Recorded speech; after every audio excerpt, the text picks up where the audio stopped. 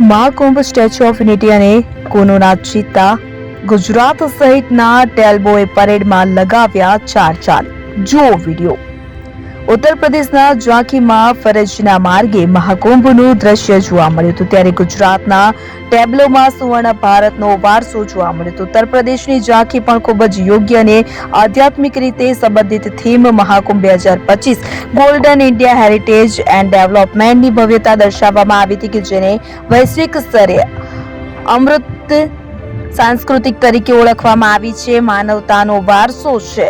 Virtual મહાકુંભમાં પણ સહભાગી થવાની લાગણી છે.